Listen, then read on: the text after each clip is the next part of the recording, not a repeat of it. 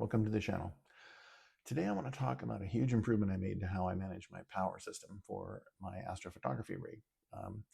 Prior to about 2 months ago, I was using a deep cycle marine battery that is similar in form to a car battery, but you can deeply discharge and recharge it without damaging it, unlike a car battery, which you cannot do that with. Um, the battery itself weighs about 70 pounds-ish, or 32 kilograms, I guess that is. And when I bought it, I bought a plastic case with little handles that I could use to help me lift it and move it around. And then wired up a lighted power switch and a 12-volt cigarette lighter socket so that I could power the rig. So I used the system for a couple of years, but in order to get it out to the tennis courts, which are about 4 minutes away from our front door in our condo complex, it was too heavy to carry. And what I did is I bought a big heavy-duty gardening cart on Amazon.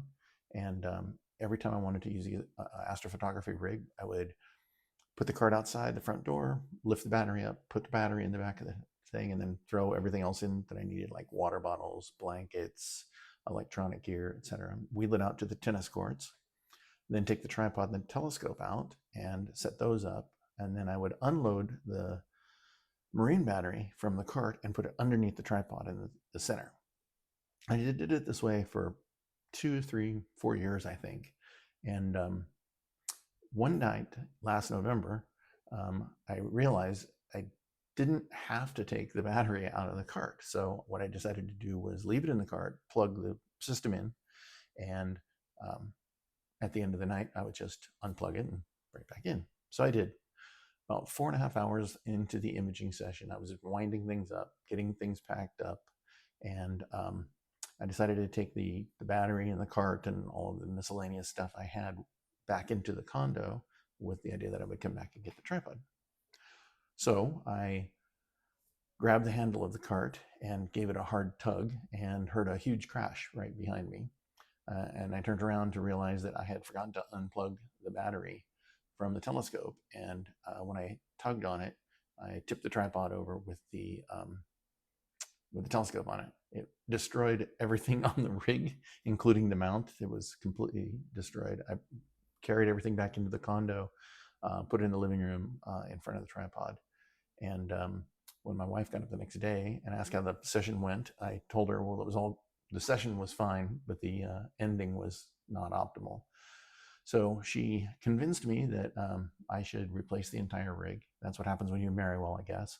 I was ready to just give it up for a while and not make the investment to replace everything. But I did. And as I was rebuilding the system, I made 2 promises to myself. The first one was I would never change my workflow or my routine for setting everything up and breaking everything down without really thinking through the consequences of what could go wrong. And the second thing was I would try to build a very large MagSafe connector, which is what Apple uses to connect their chargers to the computers. If you trip over the cable, it's just a magnet holding it on and it pops right off. So I did both of those things. And the MagSafe connector was actually something I bought on Amazon. They make a heavy-duty socket and a heavy-duty connector, and I wired both of those up, and that worked great. So I never had to, even though I continued to pull the battery out of the cart from then on, just because I was traumatized. So 2 months ago, I went with my wife to Costco, and while we were shopping around, I noticed that there was a representative from a company called Lion Energy there that I had never even heard of the company before, and they were selling a rechargeable power bank along with matching solar cells for $630. I didn't know for sure if it could power the rig, but the box itself only weighed 17 pounds.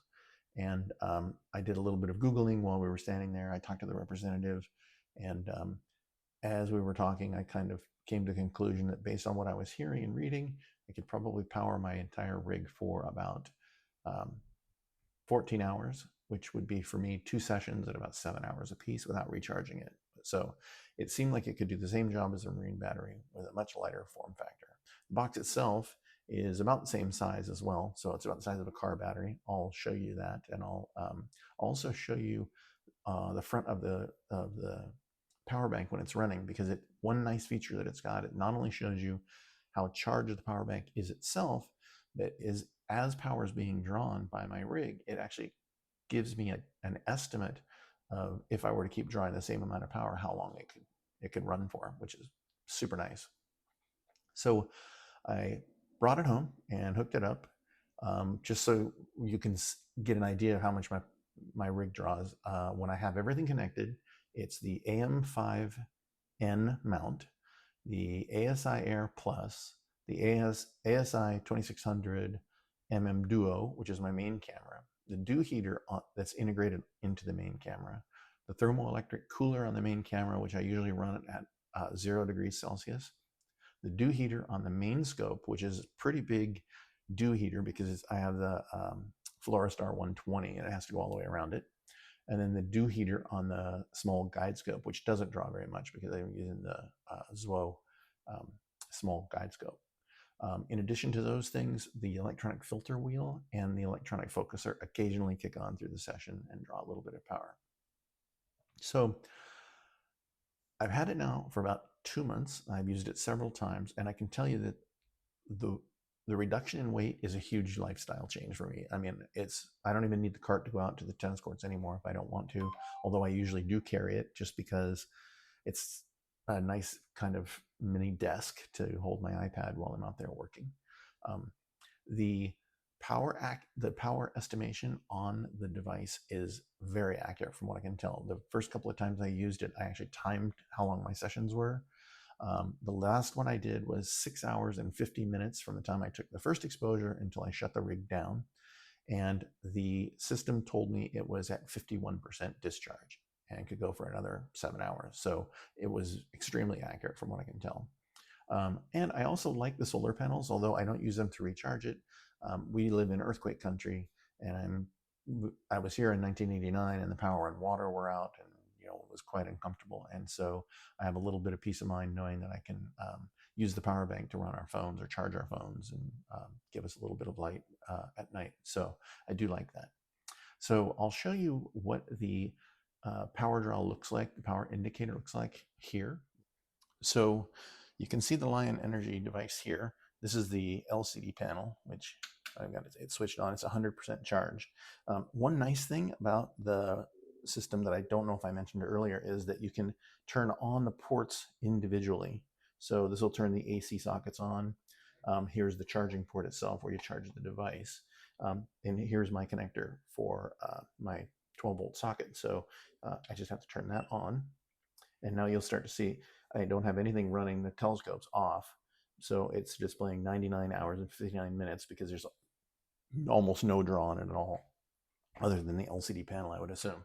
So as I turn the rig on, the AM5, you'll see that number start to change. And then the ASI Air. So now it's dropped down to 83 hours and 7 minutes. But what I'll do is I'll go ahead and go into my iPad and the ASI Air.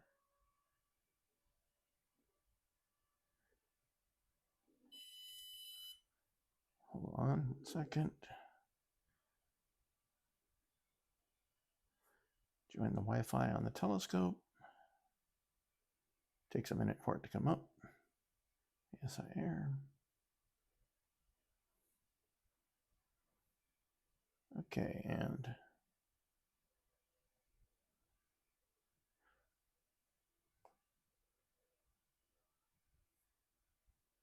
enter the device.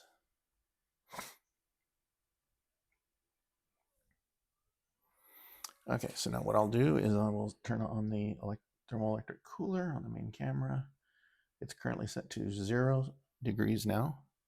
And you can see that the Lion says I have 44 minutes time to empty. And right now I don't have tracking turned on the scope. So let's go ahead and tracking is turned on. And it's dropped now to 31 hours. And then if I slew, you'll see that there's a power drop there. Then I'll turn on the dew heater. So now that drops. So now it's dropped down to 24 hours. And the dew heater on this one, you'll see that now it's dropped to about 15 hours and 5 minutes. So it's not far off of what I got the last time I was out there at 14 hours, almost exactly. So that's two imaging sessions for me for sure. And they're currently outputting about 45 watts out. So hopefully that'll give you some idea of what it looks like in operation. I love the display. I sit out there at night, and it's super easy to check where it's at. So it's been great. So overall, I've been extremely impressed with the Lion Summit. I think it's been a huge improvement for me, moving away from the deep cycle marine battery that weighed 70 pounds. The Summit itself is priced at $499 on their website, and I know that that's not a non-trivial amount of money for a portable energy solution. But if you are traveling a lot and you are looking for something that will power an astrophotography rig, I do think that the Summit is worth taking a look at to see if it meets your requirements. Thanks so much for watching. If this was in any way useful, please hit the like and subscribe button.